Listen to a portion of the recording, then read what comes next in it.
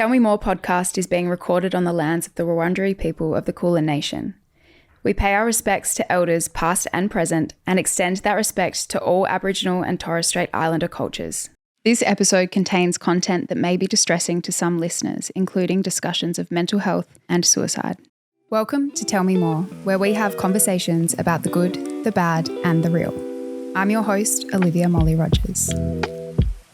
Today we are joined by a very special guest for the first time on this podcast or on any podcast. We are interviewing my partner, Hugo. Welcome, Hugo.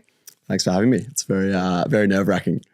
Yeah, you have been a little bit nervous, but I don't think you need to be because you're very good at talking. Yeah, it reminds me of my footy days, the pre-jitters or the pre-game jitters and the couple too many toilet breaks. Get me ready.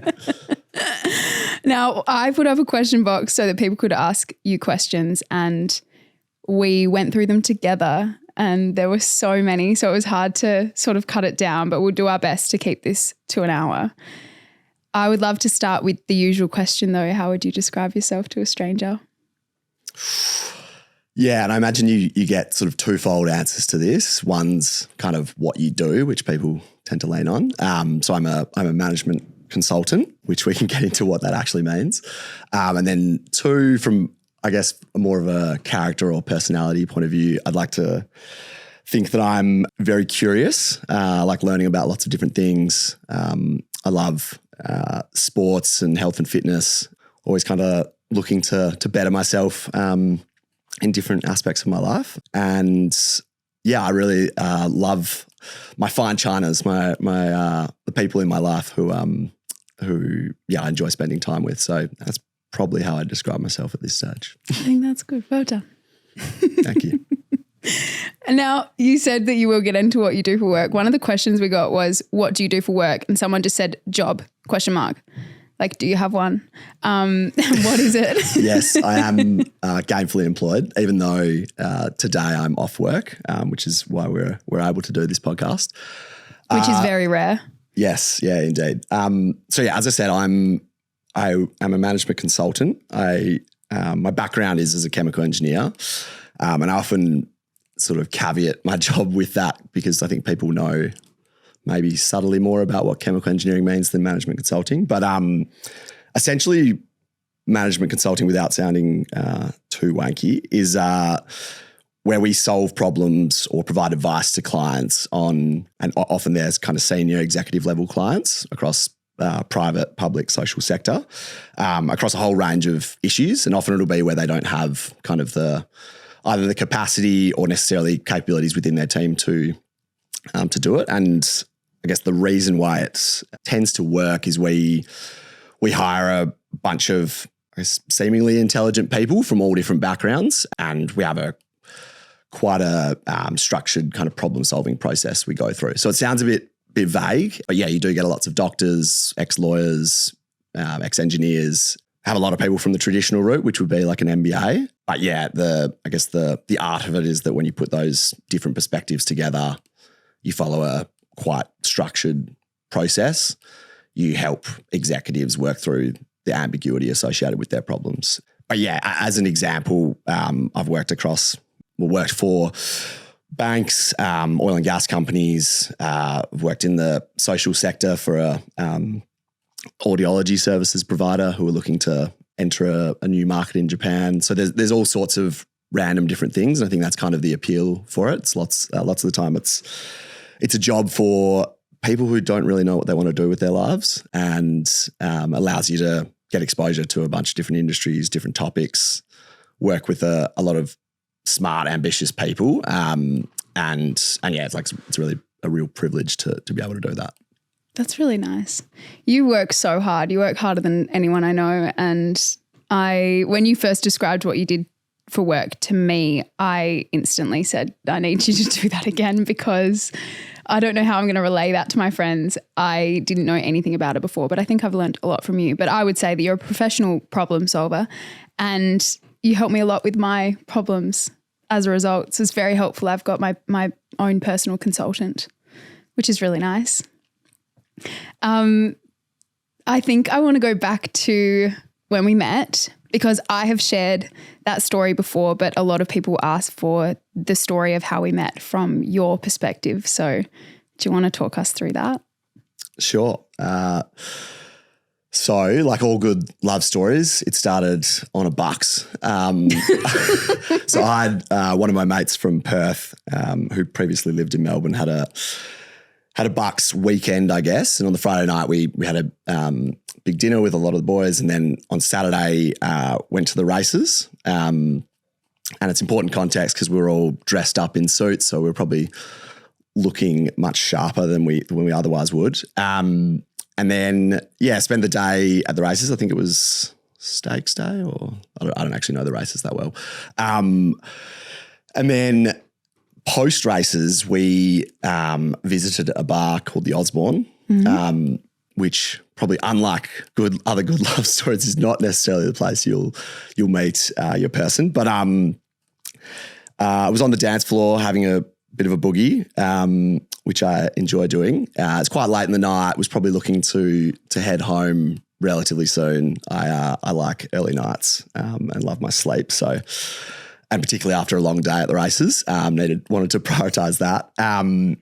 And while I was having a boogie, this other gentleman approached me, and he said, "You're handsome. Are you single?" And my first reactions were, "Thank you, mate, but I'm not quite sure we're interested in the same things." You thought he was hitting on you. Yeah. But he quickly made it apparent that no, I've got the perfect girl for you.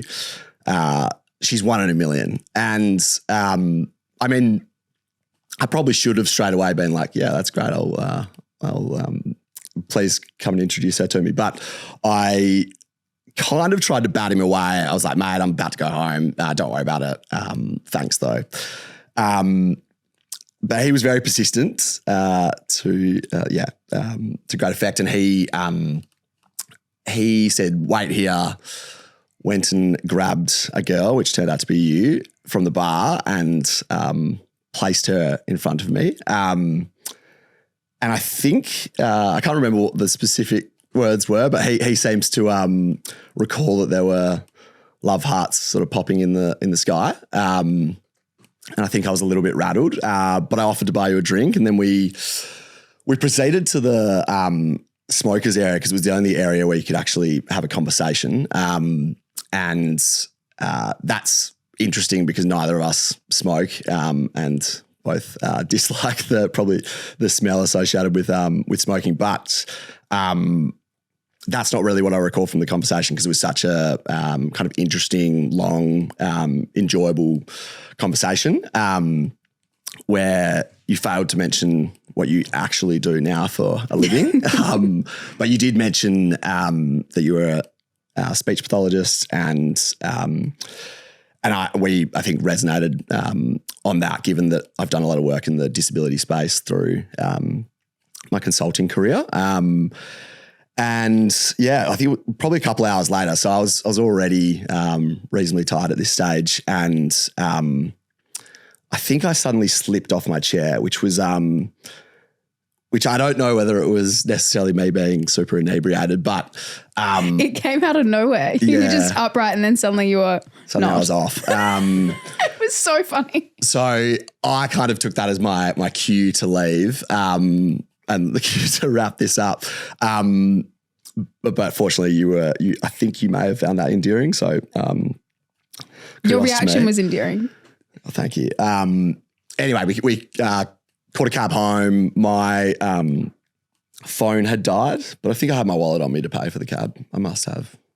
Or maybe it died. You slipped him a note. You were actually, you were very generous. I think it was $50 to go around the corner.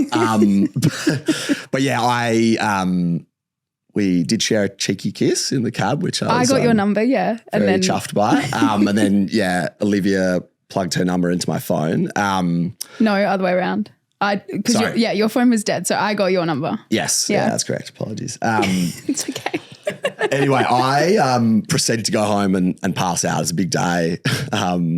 And Olivia proceeded to go home and send me a message just to make sure I didn't forget who she was, which would have been very tricky to do anyway. And I didn't realize Apple had started doing this at the time. Can I just butt in and say, I didn't say don't forget who I am. Sure. I said it was really lovely to meet you and I hope I get to do it again sometime soon or something like that. We actually revisited some of those old messages recently, which was quite nice. And then the next morning, I didn't realize Apple had started doing this, but it's a cool feature. It had pre-populated the contact card for Olivia. So I had her full name. I'd only really known her as Liv from the night. And my housemate at the time, he came into the room. He was also a part of the Bucks party, but had a slightly different end to the night where I think he his name's Chuck and he wanted to shout out because he's single. His handle's apparently at Charlie LaFanu. His night was slightly different. He ended up walking home with KFC in hand, I think a couple of Zinger burgers. But we were debriefing from the night and I told him, look, mate, I met this most beautiful speech pathologist I've ever seen, and told him her name and Liv's name. So, and I wasn't on Instagram at the time. I go through periods where I kind of delete the apps, re-download them, delete them. Anyway, he looked up Olivia's name pretty quickly, and he was like, "Mate, are you sure this is the chick? I don't think she's the chick." I was like, yeah, that's the chick. That's the chick. But knowing Charlie and my interactions, that's probably, or how we engage with each other, that's probably not too big a surprise that he doubted the fact that I would have been able to woo a girl like Olivia. Probably a good anecdote to that is just before we got here today, we were in the car and I decided to give him a ring. He's living in New York at this time, single and ready to mingle, I think is what he said to us. And he has a couple of phrases that he goes to just to bring me down a peg every now and then, particularly when I was courting Olivia early days, where I'd be all ready to go, thought I brushed up well, wearing a good outfit, and he'd either say, mate, just remember, don't do that thing you always do. And then the other one is did you get dressed with the lights on, or so I'll give you another 5 mean. minutes. Just go and make sure you turn the lights on next time. So anyway, our interactions are filled with a lot of that type of banter, and Olivia's got to know him well through those first few months. He's a funny man. We ended up nicknaming him Spike because he would joke about the fact that our love story was like Notting Hill, and you were Hugh Grant and I was Julia Roberts, and he was the weird housemate who you should definitely put comes a link out in in the show his notes jocks to a picture to of the Spike. Paps. Yeah. Do you know what we're talking about? Yeah. There were some funny times. Indeed. I think that the way that you tell the story is pretty similar to how I tell it, and it's nice to hear it from your perspective. I did actually, probably one thing I should add, I did message another one of my housemates and say, he asked me how the night went because we'd interacted at the races and didn't see each other subsequent to that. But I did message him and say, mate, I think I met my future wife. So that was a nice thing to reflect on when we I want to frame that message. Eventually became partners. Now, people have also asked, what was the initial courting, as you described it, the courting period like? Yeah, I would say it was awesome. It was a little bit unusual in the sense that that very first Sunday post the Saturday, we tried to catch up for a walk, but You bailed on me. I bailed on you. I got quite sick quite quickly. Basically couldn't see Liv for another week. She was travelling as well to Perth for her friend's Brooks Grey Matter soiree.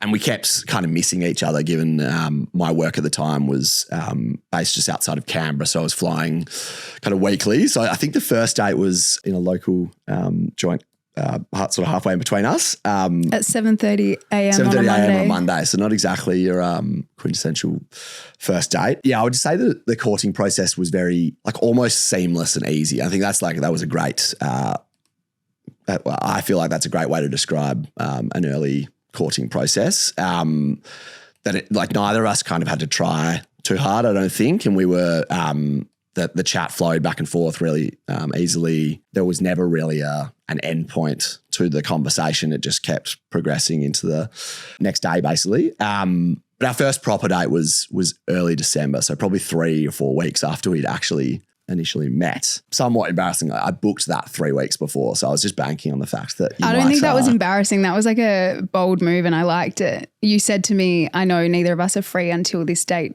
so I hope you're free on this date. I've booked dinner. And I wasn't free. I had something on and then I cancelled it. I was like, yes, I'm free.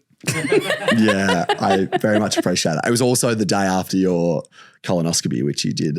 It was. I thought I was dying and I was like, oh no, I've met the one and I'm going to die. Was it on the day? I better make the most of it. Yeah. Anyway, I was fortunate that you attended and you were recovered from the colonoscopy. And yeah, kind of the.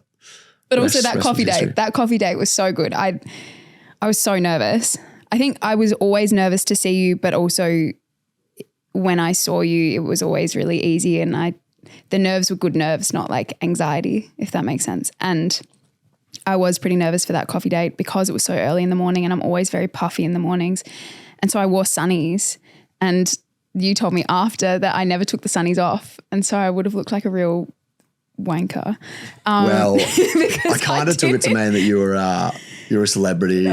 Which is that's so embarrassing. That is definitely not what was happening.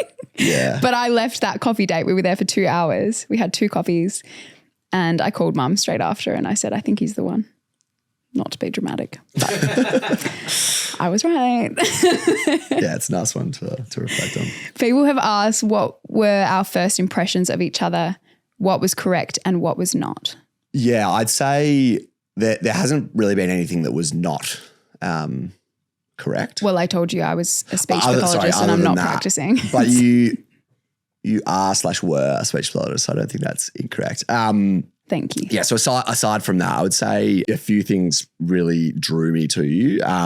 One was your curiosity. You're kind of the quintessential phrase of like be interested and then you'll be interesting. So you're always asking questions. I think super kind as well. I'd kind of never seen someone be as kind of you to all sorts of people in life, whether it's your close friends or people you've just met on the street, someone who's told you that they're following you. You really give time to anyone and everyone. When I did find out that your career kind of revolved around content creation and social media, I think a lot of people have, maybe I fell into this boat as well, but a lot of people have kind of the wrong connotations associated with particularly the word influencer, but content creators in general, and don't really understand the work and the kind of drive that goes into it. I think that's another like quality of yours, which I love, is kind of the drive and ambition and want to improve and all the different skills that are involved in it that I think people wouldn't see. And on the flip side of that, I think another sort of connotation that gets associated with influencers is that you're always like on your phone or taking photos because so much of your life is, I guess, in the public eye. But I've really found that not to be the case at all, and that what that's manifested in is you being super present in interactions that we have. Like you must be taking photos at night when I'm asleep or something. But heaps of photos of you asleep. Yeah, let's hope not, because I think I sleep with my mouth open and snore, so that would not be a pretty sight. But yeah, maybe that's probably how I'd answer that question, I think. Obviously, you're gorgeous as well. Your smile kind of lights up a room, and I don't know where to look. Very infectious energy, which I think like everyone who meets you wants to spend time with you and be around you. So, and you talk a lot, which I like. I do talk a lot. That was so nice. I feel like I won't be able to live up to the standard with my answer, but my first impressions of you, I've told you before, my first impressions remained the same as I got to know you. What I thought of you at the start is what I think of you now. It's just gotten better because I know you better. But yeah, you were very kind from the beginning. I know when we got that first drink, we went to the bar and a guy was talking to me and being a bit weird, and you put your hand on my arm and asked if I was okay, and you just seemed so genuine and down to earth. And I think that is part of the reason that I held back on telling you everything that I did for work, because I thought this guy's so genuine and pure, and I don't know if he'll like that world. So I kept it wholesome. Not that what I do generally isn't wholesome, but I don't know. Like you said, there's misconceptions about the world that I'm in, and I hoped that that wouldn't change your opinion of me. So I just said I was a speech pathologist. But yes, you were very kind, curious. You asked me so many questions and you genuinely seemed so interested in my answers. You also always remembered things that I told you. And I thought that was such a beautiful quality. And it's going to sound like I'm stealing what you said about me, but you're so kind to everyone that you meet. You give everyone so much time and you always remember details that I don't think people would expect you to. You remember all of my friends' names, even all my friends that have kids, you remember the kids' names. I think that you have a really good memory. It's quite amazing, but also because you really care. And I love that about you.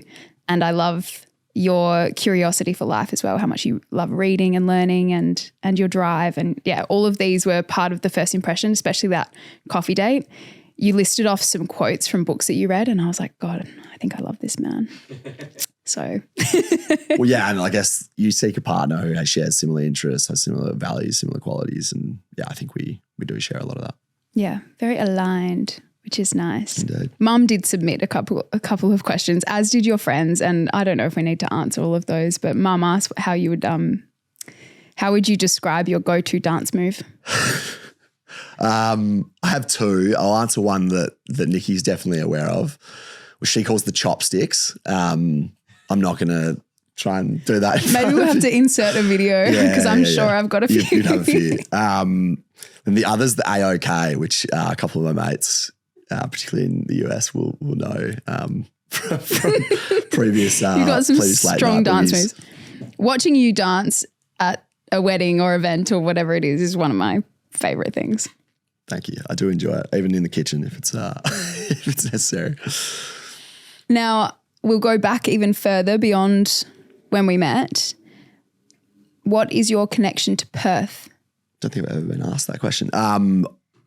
So I grew up in Perth. My dad's family are actually from the UK and mum's are all from New Zealand, which is quite different to yours, I guess, where you grew up with a lot of your cousins kind of living in and around the same neighbourhood. Dad was an anaesthetist and mum was a nurse. And I actually met, I'm probably going to butcher this, but close to mum's hometown of Masterton in New Zealand, which is just outside of Wellington, where dad was, I think, on like a placement. I think they then dad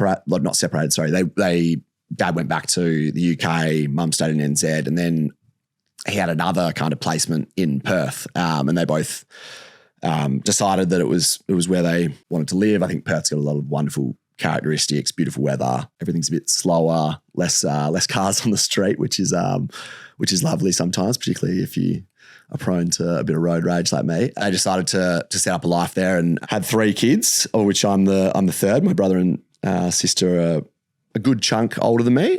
Brother still lives in Perth, but sister is over here with us in Melbourne. Went to school there, went to university there, and through that time was, I guess, still striving to be an AFL player, but I was never quite up to scratch. But I played in the waffle over there, and that's probably the thing that tied me to there for longer than I otherwise would have stayed. So throughout my university degree, I was playing footy and kind of treating that as seriously as possible and trying to play at the highest level that I could, and ended up, I guess, being like a relatively young retiree, both at the same time of like coming out of uni, starting a graduate job, and had a lot of injuries. In any case, I moved over to Melbourne for a graduate engineering program with a company called Orica. And then, I've lived in Melbourne ever since, and particularly where I grew up is a little bit of a bubble, and it's nice to escape that and explore a new city and make,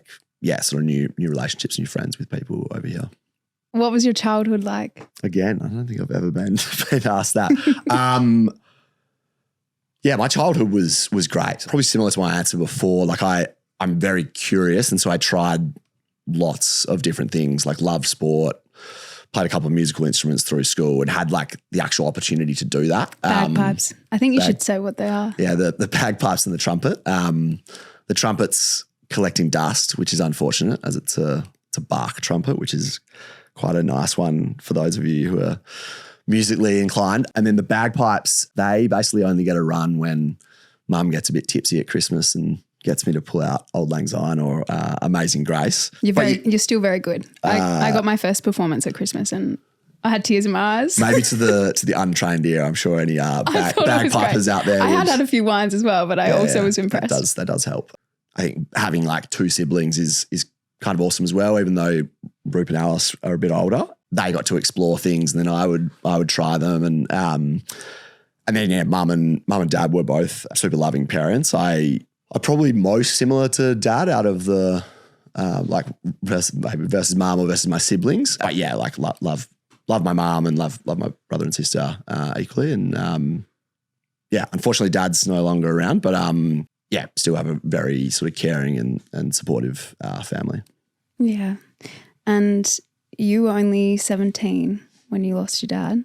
We actually had his anniversary yesterday. Can you tell me a bit about that? Yeah, sure. So dad's unfortunately took his own life when I was in year 12 and also coincided with, I guess, quite like a formative year for a lot of people when you're in year 12, going into exams. Yeah, those sorts of things obviously compound, I guess, the experience. Dad had struggled with his like mental health and depression for a number of years. Definitely remember the day super clearly. But what I would say is, and similar to my answer to my question before around having quite a fortunate upbringing, was the community kind of at large really rallied around us. And I think that was like a pretty incredible thing to see. And I was captain of school at the time. And I actually did a speech sort of a couple of weeks after dad passing away and really spoke about like, one, that community and how much I and my family appreciated the support of both friends and family, but also just anyone who was associated with the school or lived in a similar neighbourhood. Two, kind of the attitude over aptitude thing. And dad had a bunch of great quotes, which I kind of refer back to often. One, which is probably my favourite, is "This too shall pass." And I think that applies to both really positive and really negative experiences. And it's a good kind of barometer to give you perspective. Like, I know lots of people have lost people close to them. The timing's never great. Like, it's obviously tragic in any circumstances. And just knowing that the sun's going to keep rising the next day and that the grief or whatever you're going through will pass. The other one I like is like, it's never as good as it seems or never as bad as it seems. And I think that is another one that I, again, refer back to often just to give me perspective. As I said before, dad and I share a lot of similar traits. I would like to think that I am hopefully more aware of some of the maybe like predispositions to mental health issues. And as the world has moved on from 2010, there are more tools and resources available. The podcast that you did a few weeks ago with Ben, was it Wes, was particularly profound, and particularly from the point of view of having conversations, just not shying away from kind of asking both, are you okay? But also the really tough questions. Like, if you know someone's feeling suicidal or going through a really challenging time, don't be afraid to call it out. The best that can happen, I think, as Ben sort of said, is they say, "No, all good." And the absolute worst that can happen is they say, "No, I'm really struggling," and then you can work with them and help them to get the support that they need. I think you're amazing in the way that you have dealt with what you went through at such a young age, and I am always in awe of the way you talk about your dad. It makes me emotional. I just wish that he was here to see how well you have done, and I wish I got to meet him, because if he's anything like you, he would be amazing. And everyone says you're very much like your dad. I'm sure he would, love to have met you. But I do appreciate that you've introduced a number of things into my life, one of which, we did yesterday, which was dad died when he was 55, and he was also born in 1955. So we Thank you. Olivia encouraged me and my family, I think off the back of some of her own experiences with like loss in your family, to basically start a tradition off the back of that. So I think it's still very much in flux what specifically it is, but essentially it's 55 minutes of some form of workout. And my well, he loved fitness, and last year we were running, but now I'm injured, and you're not as injured, but you have been. So we've shifted it a bit. So we made it 55 minutes of a workout last night, similar to both of us. Like, loved health and fitness. He loved like kettlebells, working out with them, and that's I guess one of the kind of lasting memories that I have of him is like both working out with him, but also seeing his kind of dedication and want to be as healthy and fit and strong as possible. And played around with threw a few kettlebells around last night, which was good fun. You're a bit sore today because of it. Yeah, I tried to do 55 reps of everything, which so it wasn't just the 55 minutes; it was 55 everything. But anyway, I'm very thankful for you introducing that. And because I think it came from Jack's red drink that you guys used to when Jack died, his favourite drink was a vodka raspberry because he was 18 and he loved going out. And so, on the anniversaries of his death or his birthday each year, we would have a red drink in his honour and cheers to that. And I feel like it is nice to have something to commemorate the person. And so, I think it's a good tradition that hopefully we can keep up. And a few of your friends have said they'll get involved. So we'll make it more of a thing, I think, next year. Yeah, definitely excited to see how that pans out. Yeah, I'm sorry for getting emotional, but it just makes me so emotional. I think when I think about you at that age as well and what you had to go through, but I think going through something like that can really make you go one of two ways. And I think the way that you've dealt with it has been so impressive, and the way that you are so open about mental health. And a lot of questions that came through or have previously have been, what's Hugo's perspective on mental health and how does he feel about you doing therapy and you being open about mental health and all of those things. And I think potentially the way that you've just spoken about it and the episode with Ben, you have kind of answered that. But I would love to know your thoughts on mental health generally and how you look after your own. I would say, thank you first of all, but also like my family were pretty amazing through the whole situation as well.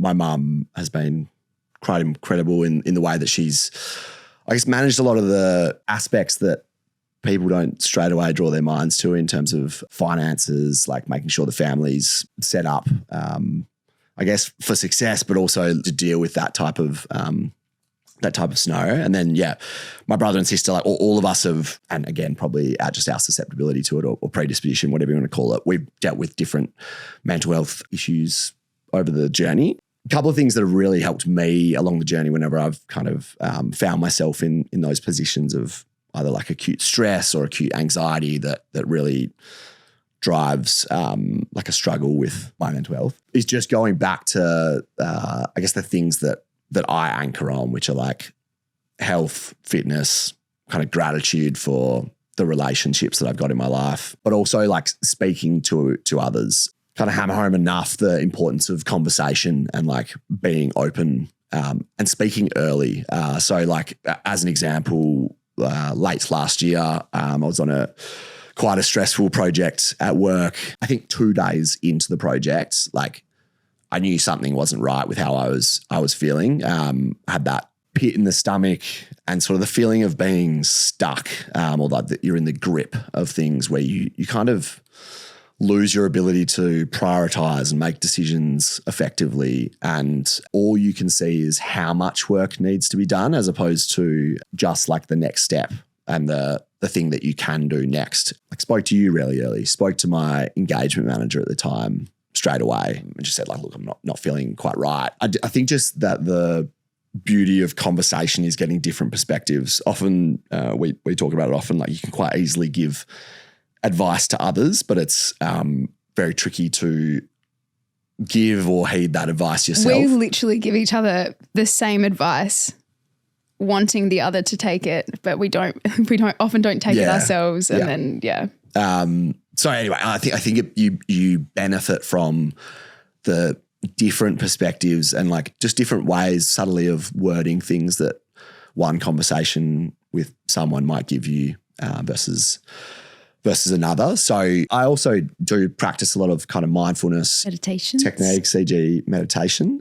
I shouldn't use like a corporate acronym, but like the BAU, like business as usual type of period where you're not in those acute periods maybe of significant stress or where you're feeling depressed, because those tools, you kind of need to learn how to use them in a period where you're feeling where you're at your best, so that they can be useful in those situations where it's more acute.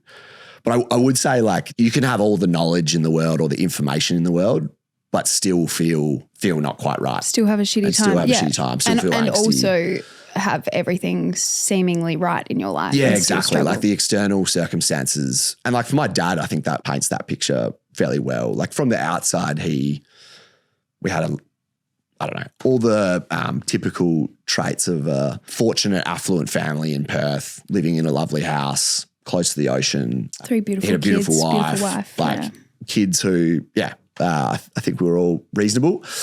Reasonable. You're all awesome. And he himself, like physically, was healthy. And you can still be in a really challenging time. So, I don't know. I think long and the short of it is conversations with people, and like, don't be afraid to explore options like medication. Particularly, I think I was always quite opposed or averse to it. I've never taken drugs and kind of held that as a bit of a, like, not putting myself on the pedestal, but I'm quite proud of that. And I did have a GP speak to me once about whether to go on something like escitalopram or not. His advice was actually more from the point of view of not allowing yourself to normalize or train the feeling like of having a pit in the stomach or the grip. So actually often like the medication itself can help you train to not feel that, such that you can go on it for a period of time, and you've trained certain characteristics or certain ways of feeling about situations that are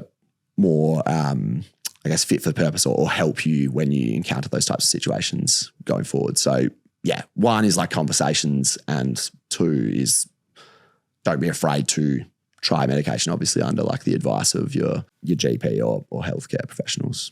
I love how you talk about mental health, and that you and your friends are very open about it. And I think it's so important, and especially from men, because men do struggle more. The statistics say that men struggle more with their mental health. And I think part of that is that want to be stoic and show that you're tough and that you can deal with it on your own. And that's often not the case. And you need to be more open about it. So I love that you are. And thank you for sharing all of that, my love. No worries. I know it's not easy. I think my audience would be disappointed if I finished the episode without asking you how you felt about the fact that I was married previously and am now divorced. Yeah, I would probably say 2 things. One is like my experience with you has nothing to kind of do with that, and the context of like how you are with me has always been wonderful. So it's kind of never, I guess, changed things from that perspective.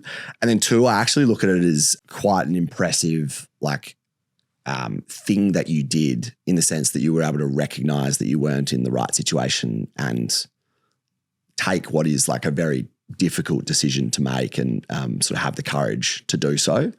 So I think it's like, 1, it's a positive that you're actually able to have that conviction and like courage and sort of fortitude to make a decision when you know something isn't quite right for you. But then 2, like, it hasn't actually had any bearing on our relationship and like doesn't impact who you are and your interactions with me. So I appreciate you saying that, but I do think it impacts some things, especially early days. I think it impacted my ability to trust that this wasn't too good to be true. I had this feeling that it was too good to be true, and I was sort of waiting for something to go wrong, which had nothing to do with you and nothing to do with the way that you showed up for me and in the relationship, and everything to do with my previous experiences. But I think someone asked how you gained trust from me, but I feel like it's probably more a question for me, is that you just kept being yourself and you just kept showing up, and what you would say would match up with how you acted. And I just got to know that I could trust that, I don't know, with you, what you see is what you get. And it actually was as simple as that. And it wasn't too good to be true. You're just a very good fit for me. And yeah, I think it just takes time. I think for anyone coming out of a traumatic kind of relationship and then going into a new one, there's always going to be an adjustment period. And my psych, I said to my psych, I don't know if I'm ready for this and if I've healed enough. And he said, have you ever thought that potentially you could heal together and that he can help you to heal? Because when you're in a relationship, there are going to be things that bring up old triggers and things like that. And then we've been able to work through it together. And something that you always do for me, and I've appreciated so much, is if I am struggling or something comes up for me, or I'll tell you when I'm having old feelings, or I sometimes still have very traumatic dreams. And you always say to me, what can I do for you to make this better right now? And then you always do the thing. So I think just your reliability and the fact that you actually do what you say you're going to do, it's really helpful. So thank you. There's been sort of scenarios where you've actually voiced like the types of things that might trigger you to feel uncomfortable, and it's pretty easy from the partner's perspective to just kind of listen, acknowledge, and then try and adapt how you say I approach it's easy, things. but I think it's not as common as it should be. I think maybe, a lot of partners but like one don't example do that. would be, say, like sending a message early or communicating early if you're going to be late to come home, for example. And I'd kind of never been concerned with that myself. Like if you were out late and didn't message me, like it wouldn't bother me. But because of potentially previous experiences that you've had where that has had like kind of negative implications or outcomes for you, Yeah. You were very honest early that like that triggers you or makes you feel angsty. And so it's quite easy solve for me to like listen to that. And even though I might not need the equivalent, I can just send you a message saying I'm going to be a couple hours late from work because we've got a project to finish or deliverable to finish. You're a very good communicator and I love that. I have one more question for you, and then Daniel and Steph have planned a game for us that we're going to take part in. Someone asked, what are some ways you show up for each other, small acts of kindness? Do you want to go first or me? Yeah, I'll go first, but I'll talk about the way you show up for me. One thing like that is probably one of my favorite qualities of yours is your thoughtfulness. So very little things and acts of service is, I think, words of affirmation are probably two of the kind of love languages that I skew towards. One thing that you do, which probably sounds a bit corny to some people, but I really love it, is particularly when I'm traveling for work, you leave like sticky notes in places around the house that I will frequent, e.g. the toilet, the top of the toilet, or the yogurt and muesli cupboard. Just really simple, subtle things, that classic kind of Pareto law where like the effort you put in is probably very minimal, but the impact that it has is substantial to someone's day. So I think where people can kind of skew towards those, it's awesome. Similarly, I was fortunate enough to get a promotion earlier this year. We call it a designation at the firm I'm at, which is a bit of our cult language. We're not a cult, just to be super clear. Olivia might disagree. It is. Yeah, so I was fortunate enough to get a promotion. Nice day at the office, and then Friday I was kind of expecting to come home and just eat some good takeaway on the couch and watch something on TV. And you'd like bought this balloon called like You're a Champion, which I found quite humorous, but also it was a very impressive balloon that stayed. Champion balloon. We only put it down the other day, and you got that promotion like 4 months ago. Yeah, something like that. So that was awesome. You'd also like made dinner and bought like a mini bottle of Moet, which I thought was quite appropriate because when we're at home together, we don't really drink that much, but it was just enough to kind of wet the whistle. Candles were lit. Those like types of things where I completely wasn't expecting it. Similarly with my birthday weekend, you kind of went over and above, but even within the over and above, there were subtle little things that you did, like the itinerary was super cool. I loved like knowing what I was going to do each day and having like a few options to choose from. Just the little things that you do that have a disproportionate impact to the effort that you put in are awesome. Thanks, Marlo. I love my morning coffees. I miss when you're away so much, partly. Well, I just miss you, but I also miss my daily coffees, and then I have to make my own and they're never as good. But people who watch my stories would see that you pour me a love heart, and it's the love blob because it doesn't ever quite look like a heart. But it's we're saying there's a few different derivations. There's the bat signal, the love heart that looks like a bat signal. There's the peach. And then sometimes there's just a blob. Yeah, and Tully did say the other day that Ned said, her partner Ned, said, I think Hugo's good at most things, but he doesn't seem to be getting better at the love hearts. It's funny. I definitely am like a person that skews more towards functionality and utility versus, I guess, like the prettiness Aesthetics. and the design, aesthetics. But I love it. I love that you still do it, even though it's not perfect. And the coffee itself is perfect. Thanks. I am a coffee snob, so I would expect I would hope that would be your description of the actual taste of the brew. I love that. I also love you listen to every single podcast episode that I put out there, and that is not my expectation. It's not my expectation from you or anyone in my life, to be honest. I know how busy everyone is, and weekly episodes, that's a lot of episodes. You're also very busy, but you always listen, and you then also make the time to give me feedback. It's always very nice. I think you've got rose-colored glasses and I love that, but very specific feedback still. So I know that you're not just pretending that you've listened. It's always quite detailed, and that means a lot to me, and you've done that from the beginning. And also, I think what I said before, the way that you actually, what you say and what you do always align, and you're very consistent, and you bring me calm and peace, and you just make my life so much better. So that. Now we're going to play this game. Do you want to introduce the game, Dan? Yeah. So there's questions on each card. They're the same questions you both have.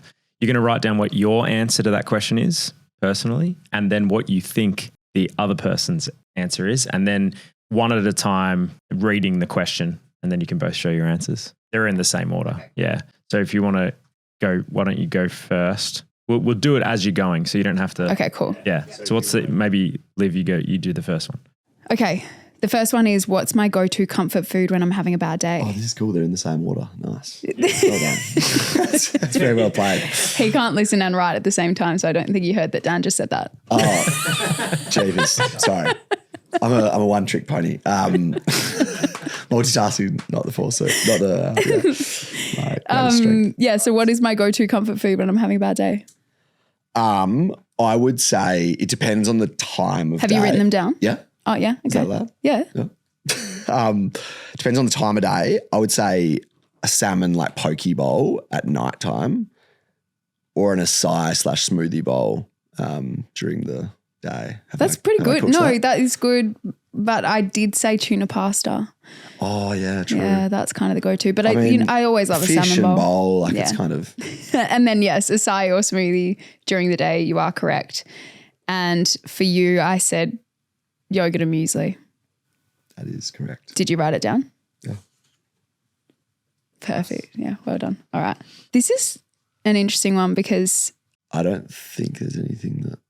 That's so nice. The question is, what's one habit of mine that drives you the most crazy? I actually have NA. Thanks, my I don't love. think there's like habits that drive me crazy. I said maybe that I think you really don't like it if I'm being hard on myself. Maybe that. I have a tendency to be quite critical, and I think that seems to frustrate you. What about for yourself? Well, this is relevant to your recent episode, but I do think apparently, my yogurt and muesli mouth noises need to subside. They don't drive me crazy, but they are there. Is that what you wrote down? I said mouth noises. Wait, so there's more than just yogurt and muesli? No, but it is actually only really when you eat yogurt and muesli. But that's a problem because you have yogurt and muesli twice a day. But anyway, It's fine. I considering how much I hate mouth noises, it doesn't annoy me as much as it would if it was not you. What is my biggest irrational fear? I think yours is a fear of failure. I said imposter syndrome, which I think roughly think we the both same have. thing. And I would say that I had that as yours. Yeah, I don't think it's as irrational as the reason I don't sleep in the nude. Oh, yeah, this is a great one, actually. We didn't need to tell that. Olivia's sister somehow corrupted Olivia's mind to think that if there's ever a fire or an emergency, you need to always wear undies just in case the fireman sees you.